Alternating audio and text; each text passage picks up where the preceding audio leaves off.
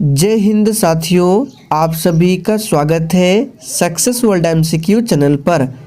तो फ्रेंड्स, आज की इस वीडियो में दृष्टि आईएएस बुक का मॉडल सेट नंबर 3 को कवर करेंगे।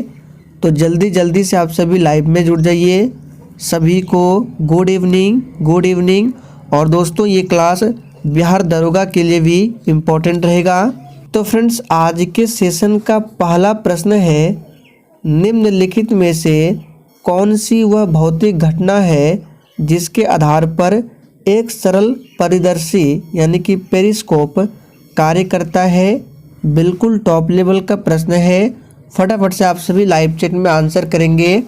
पेरिस्कोप जो है ये किस आधार पर कार्य करता है। तो पहले प्रश्न का आंसर क्या होगा? तो वह भौतिक घटना है प्रकाश का परावर्तन। तो ध्यान रखना है, पेरिस्कोप जो है ये प्रकाश के परावर्तन पर कार्य करता है। ए ऑप्शन आपका बिल्कुल सही जवाब है। ध्यान रखना है, ऑप्टिकल फाइबर पूछा जाता है जिसको प्रकाशिक तंतु कहा जाता है। ये प्रकाश का पूर्ण आंतरिक परावर्तन के एक सिद्धांत पर कार्य करता है, ऑप्टिकल फाइबर। दूसरा प्रश्न है, वायु शक्ति यानी कि विंड पावर, इसमें ऊर्जा का कौन सा रूप विद्युत ऊर्जा में परिवर्तित होता है। बिल्कुल एग्जाम में छपने वाला प्रश्न है। फटाफट से आंसर बताएंगे। और देखिए, आप सभी डेली क्लास को अटेंड करें। तो विंड पावर में ऊर्जा का कौन सा रूप विद्युत ऊर्जा में परिवर्तित होता है? तो बिल्कुल सही जवाब दिए हैं गतिज ऊर्जा का। ए ऑप्शन जो ही बच्चे दिए हैं आपका बिल्कुल राइट आंसर है। निम्नलिखित में से कौन एक प्राकृतिक बहुलक नहीं है? चलिए फटाफट से आंसर कीजिए। इनमें कौन एक प्राकृतिक बहुलक नहीं है?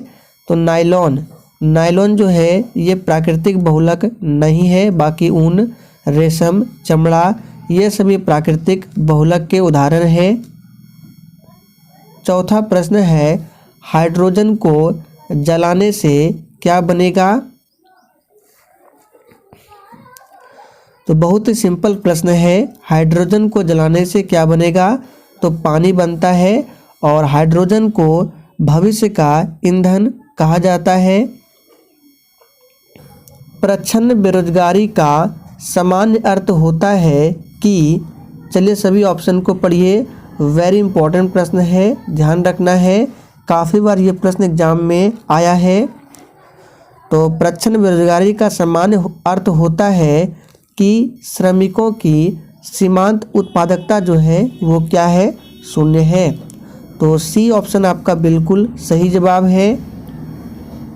दलहन का सर्वाधिक उत्पादन किस देश में होता है? चलिए 6 के लिए आंसर कीजिए। दलहन का सर्वाधिक उत्पादन किस देश में होता है? तो छठे प्रश्न का आंसर है डी ऑप्शन, भारत में। दलहन का सर्वाधिक उत्पादन किस देश में होता है? तो भारत में होता है। बांग्लादेश कब आज़ाद हुआ था? तो 1971 में बांग्लादेश आज़ाद हुआ था, ध्यान रखना है। निम्नलिखित में कौन सा भारतीय कृषि के निम्न उत्पादकता का कारण नहीं है? चलिए 7 के लिए फटाफट से आंसर बताएंगे। कौन सा भारतीय कृषि के निम्न उत्पादकता का कारण नहीं है? तो देखिए, जनसंख्या का दबाव ये है, प्रच्छन्न बेरोजगारी भी है, भूजोत का छोटा आकार भी है। लेकिन सहकारी कृषि जो है ये निम्न उत्पादकता का रीजन नहीं है। तो बी ऑप्शन आपका बिल्कुल सही जवाब है। हाल ही में आयोजित आईपीएल 2022 का खिताब किस टीम ने जीता? चलिए 8 के लिए फटाफट से आंसर बताएंगे। हाल ही में आयोजित आईपीएल 2022 का खिताब किस टीम ने जीता? तो ये जीता है गुजरात टाइटंस ने। सी ऑप्शन आपका बिल्कुल सही जवाब है। भारत की प्रथम महिला सांसद कौन थी? चलिए फटाफट से जवाब देंगे। भारत की प्रथम महिला सांसद कौन थी? तो बिल्कुल सही जवाब दिए हैं राधाबाई सुब्बारायन। ये भारत की प्रथम महिला सांसद थी। रजिया सुल्तान पहली मुस्लिम शासिका थी। सुचेता कृपलानी प्रथम महिला मुख्यमंत्री बनी थी। मार्च 2022 में 5वीं संयुक्त राष्ट्र पर्यावरण सभा कहाँ संपन्न हुई? बिल्कुल एग्जाम के लिए इम्पोर्टेंट प्रश्न है। चलिए आंसर करेंगे फटाफट से। तो देखिए, मार्च 2022 में 5वीं संयुक्त राष्ट्र पर्यावरण सभा कहाँ संपन्न हुई? तो ये नैरोबी में। बी ऑप्शन जो ही बच्चे दिए हैं आपका बिल्कुल राइट आंसर है। नेपाल की संसद का नाम क्या है? चलिए 11 के लिए फटाफट से आंसर बताएंगे। वेरी इंपॉर्टेंट प्रश्न है, मार्क करके रखना। एक बार मध्य निषेध सिपाही में पूछा गया था कि भूटान देश का संसद का नाम क्या है, तो आप लोग कमेंट करके बताएंगे भूटान देश के संसद का नाम क्या है। तो यहाँ पे नेपाल की संसद का नाम क्या है? तो बहुत बच्चे राष्ट्रीय पंचायत को दिए हैं, जो कि बिल्कुल सही जवाब है, ध्यान रखना है। और नेपाल की राजधानी कहाँ है? काठमांडू है। अंतर्राष्ट्रीय श्रम संगठन का गठन कब हुआ था? चलिए 12 के लिए फटाफट से आंसर बताएंगे। और दोस्तों, कल यानी 31 दिसंबर को शायद आपका ये क्लास बंद रह सकता है, और अगर बंद हुआ तो टेलीग्राम पर बता दिया जाएगा। आप लोग भी टेलीग्राम से ज्वाइन हो जाइए, लिंक आपको डिस्क्रिप्शन बॉक्स में मिल जाएगा। तो अंतर्राष्ट्रीय श्रम संगठन का गठन कब हुआ था? 11 अप्रैल 1919, ध्यान रखना है। और अंतर्राष्ट्रीय श्रम संगठन की स्थापना जो है वर्साई की संधि के तहत हुआ था। तो ये काफ़ी ज़्यादा इम्पोर्टेंट फैक्ट बनता है, ध्यान रखिएगा। अंतर्राष्ट्रीय श्रम संगठन का गठन वर्साई की संधि के तहत हुआ था। और इसका हेड क्वार्टर आप सभी जानते हैं स्विट्जरलैंड के जिनेवा में है। विश्व पर्यावरण दिवस कब मनाया जाता है? और देखिए, आपके एग्जाम में चाहे बिहार पुलिस का एग्जाम हो, मध्य निषेध सिपाही का हो या फायरमैन का हो, एग्जाम में 100% दिवस से संबंधित एक प्रश्न पूछा जाता है। तो विश्व पर्यावरण दिवस मनाया जाता है कब? 5 जून को मनाया जाता है, ध्यान रखना है। और 2022 में जो विश्व पर्यावरण दिवस मनाया गया उसमें थीम पूछ सकता है। तो 2022 का जो पर्यावरण दिवस था, थीम क्या था? तो ओनली ऑन अर्थ, यहाँ पे लिख देते हैं ओनली वन अर्थ। ये थीम 2022 की पर्यावरण दिवस की थीम थी, याद रखना है, ओनली वन अर्थ। और 11 जुलाई को विश्व जनसंख्या दिवस मनाया जाता है, ध्यान रखना है। आप लोग कमेंट करके बताएंगे 21 जून को क्या मनाया जाता है? कांचीपुरम का मंदिर किस शहर में अवस्थित है? वेरी इंपॉर्टेंट प्रश्न है। कांचीपुरम का मंदिर किस शहर में अवस्थित है? तो ये है चेन्नई में। सी ऑप्शन आपका सही जवाब है। और कांचीपुरम का मंदिर जो है पल्लव शासकों के द्वारा बनवाया गया था। हैदराबाद किस नदी के किनारे है? तो मूसी नदी के किनारे स्थित है। और हैदराबाद में ही है चार मीनार, जिसका निर्माण करवाया था कुली कुतुब शाह ने। भारतीय संविधान के किस अनुसूची में शपथ ग्रहण का प्रावधान है? चलिए आंसर कीजिए। भारतीय संविधान के किस अनुसूची में शपथ ग्रहण का प्रावधान है? तो ये है अनुसूची 3 में। बी ऑप्शन आपका बिल्कुल सही जवाब है। भारत के संविधान में केंद्र और राज्य के बीच किया गया शक्तियों का विभाजन इनमें से किसमें उल्लेखित योजना पर आधारित है? चलिए 16 के लिए फटाफट से आंसर बताएंगे। प्रश्न थोड़ा सा हार्ड है, लेकिन आपके एग्जाम के लिए इम्पोर्टेंट रहेगा। इसका सही जवाब है, याद कर लीजिए, भारत सरकार अधिनियम 1935। संविधान सभा के चुने गए पहले अस्थायी अध्यक्ष कौन थे? देखिए, आपको शुरू से डिटेल में बताते हैं। संविधान सभा की पहली बैठक होती है 9 दिसंबर 1946 को। और इस बैठक में जो अध्यक्ष बना था डॉक्टर सच्चिदानंद सिन्हा। और डॉक्टर सच्चिदानंद सिन्हा जो अध्यक्ष बने थे वो अस्थायी अध्यक्ष चुने गए थे। तो ध्यान रखना है, संविधान सभा के पहले बैठक में अस्थायी अध्यक्ष कौन बने थे? तो डॉक्टर सच्चिदानंद सिन्हा। ठीक 2 दिन बाद 11 दिसंबर 1946 को संविधान सभा की दूसरी बैठक होती है और इसमें डॉक्टर राजेंद्र प्रसाद को अस्थायी अध्यक्ष चुना गया था। ध्यान रखना है, अस्थायी अध्यक्ष। तो 17वें प्रश्न का आंसर क्या होगा? डॉक्टर राजेंद्र प्रसाद। और पंडित जवाहरलाल नेहरू ने ही संविधान सभा के सामने उद्देशिका को पेश किया था। उद्देशिका कहे तो प्रस्तावना को पेश किया था। निम्नलिखित में से किस व्यक्ति ने संविधान की प्रस्तावना को राजनीतिक जन्म पत्रिका कहकर संबोधित किया है? चलिए फटाफट से आंसर बताएंगे। तो 18वें प्रश्न का आंसर याद कर लीजिए, के.एम. मुंशी। आगे देखिए, निम्नलिखित में से किसे संविधान द्वारा मौलिक अधिकारों को लागू करने की शक्ति दी गई है? यानी कि संविधान द्वारा किसे इन चारों ऑप्शन में से मौलिक अधिकारों को लागू करने की शक्ति दी गई है? तो याद रखिएगा, इसका सही जवाब है डी ऑप्शन, सर्वोच्च न्यायालय एवं उच्च न्यायालय को दिया गया है। मौलिक अधिकार वर्तमान में 6 है और इसे अमेरिका के संविधान से लिया गया है। ध्यान रखना है, मौलिक अधिकारों का वर्णन किस आर्टिकल में मिलता है? तो 12 से लेकर 35 तक में मौलिक अधिकार है। किस भाग में? तो भाग 3 में है। ध्यान रखना है। आप लोग कमेंट करके बताएंगे नागरिकता के बारे में किस भाग में मिलता है जानकारी।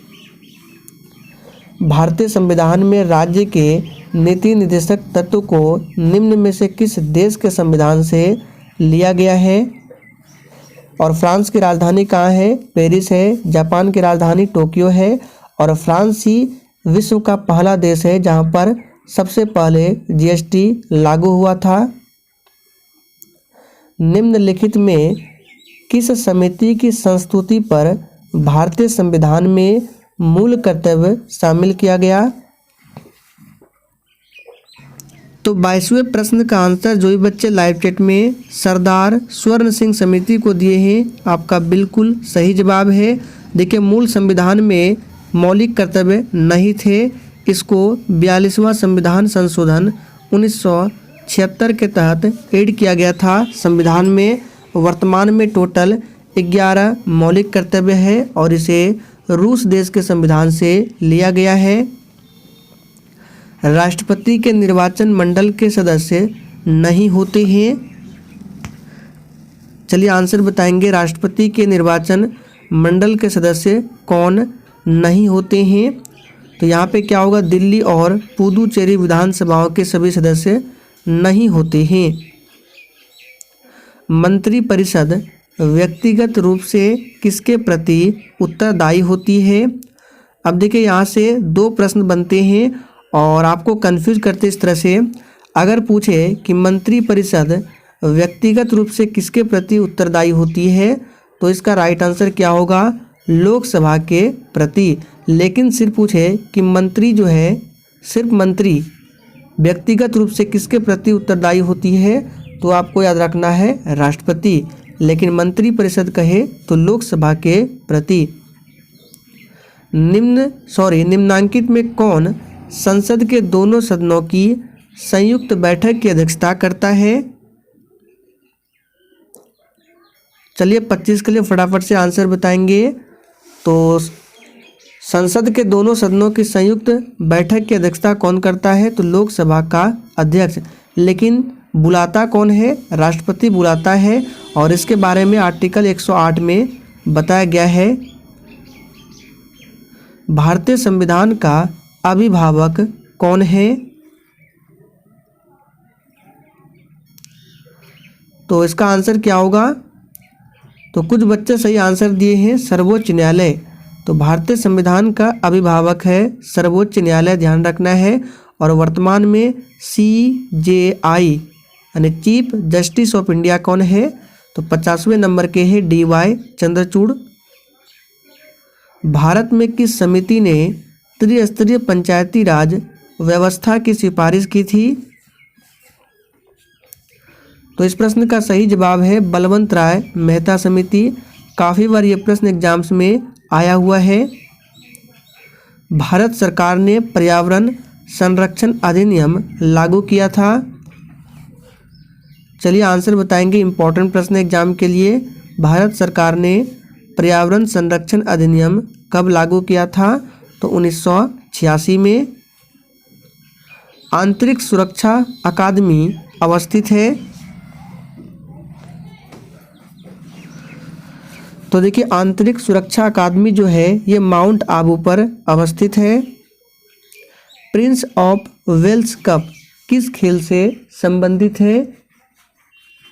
चलिए आंसर बताएंगे। ये प्रश्न बिहार दरोगा में पूछा हुआ प्रश्न है। प्रिंस ऑफ वेल्स कप किस खेल से संबंधित है? तो ये गोल्फ से संबंधित है। निम्नलिखित में से बिहार का कौन सा जिला नेपाल के साथ सीमा साझा नहीं करता है? तो देखिए इसका आंसर क्या होगा? पश्चिमी चंपारण ये करता है सीमा साझा, सुपौल भी, मधुबनी भी, लेकिन मधेपुरा नहीं करता है। जारवा जनजाति काफ़ी ज़्यादा इम्पोर्टेंट प्रश्न है, स्टार लगा के रखिए। यह जनजाति किस राज्य या केंद्र शासित प्रदेश में निवास करती है? तो इसका आंसर क्या होगा? तो कुछ बच्चे सही दिए हैं, अंडमान निकोबार में। अंडमान निकोबार की राजधानी पोर्ट ब्लेयर है। लक्षद्वीप की राजधानी कहाँ है? कवरत्ती है। असम की राजधानी दिसपुर। झारखंड की राजधानी रांची। बिहार आने वाला पहला अंग्रेज यात्री कौन था? चलिए फटाफट से आंसर बताएंगे। और दोस्तों अगर आपको मेरा कंटेंट पसंद आता है, पढ़ाने का तरीका पसंद आता है, तो आप सभी सेशन को दिल से ज़रूर लाइक क्या करें। और देखिए PDF आपको टेलीग्राम पर मिल जाएगा। टेलीग्राम का लिंक इसी वीडियो के नीचे डिस्क्रिप्शन बॉक्स में है। तो बिल्कुल सही जवाब दिए आप सभी ने। रॉल्फ फिच बिहार आने वाला पहला अंग्रेज यात्री था। युद्ध जिसमें भारत में मुस्लिम शक्ति की स्थापना हुई, कौन सा युद्ध है जिसके कारण भारत में मुस्लिम शक्ति की स्थापना हुई? तो इस प्रश्न को हमने पहले भी प्रैक्टिस सेट में किया हुआ है। इसका सही जवाब, बिल्कुल सही जवाब दिए हैं, तराइन का दूसरा युद्ध। और तराइन का दूसरा युद्ध होता है 1192 ईस्वी में मोहम्मद गोरी और पृथ्वीराज चौहान के बीच में। और इसमें क्या होता है? मोहम्मद गोरी जीत जाता है और पृथ्वीराज चौहान की हार होती है। तराइन का प्रथम युद्ध 1191 में। मगध के कण्व वंश का संस्थापक कौन था? चलिए 35 के लिए फटाफट से आंसर बताएंगे।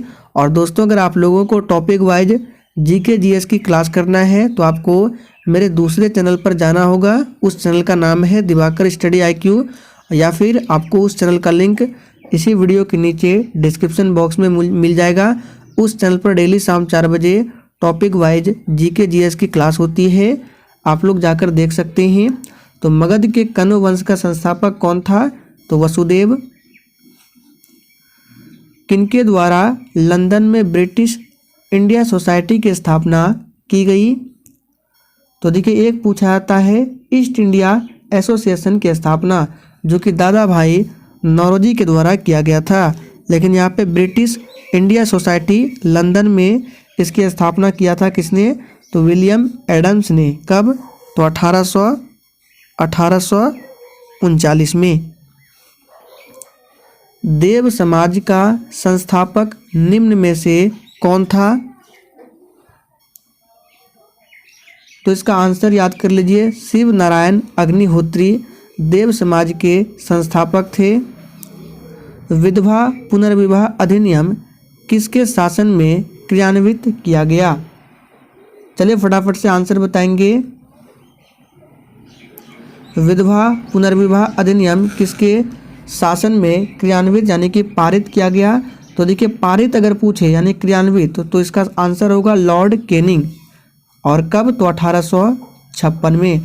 लेकिन तैयार जो हुआ था ये अधिनियम लॉर्ड डलहौजी के शासनकाल में, लेकिन क्रियान्वित पारित हुआ था लॉर्ड कैनिंग, तो इस बात को ध्यान रखना है। 1904 में क्रांतिकारियों की गुप्त संस्था नाम है अभिनव भारत का गठन किया, किसने किया आपको बताना है। तो इसका राइट आंसर है सी ऑप्शन, वी.डी. सावरकर। किसने किया? वी.डी. सावरकर। अगस्त सन 1923 के बनारस हिंदू महासभा के अधिवेशन की अध्यक्षता किसने की? और एक पूछा जाता है बनारस हिंदू विश्वविद्यालय की स्थापना यानी कि BHU की स्थापना, तो ये किया था पंडित मदन मोहन मालवीय ने। लेकिन बनारस हिंदू महासभा के अधिवेशन की अध्यक्षता, ये अधिवेशन हुआ था 1923 में और इसकी अध्यक्षता किया था स्वामी श्रद्धानंद ने। ए ऑप्शन आपका बिल्कुल सही जवाब है। तो दोस्तों आज के लिए इतना ही। सेशन पसंद आया हो तो सभी लोग सेशन को अधिक से अधिक जरूर शेयर करें।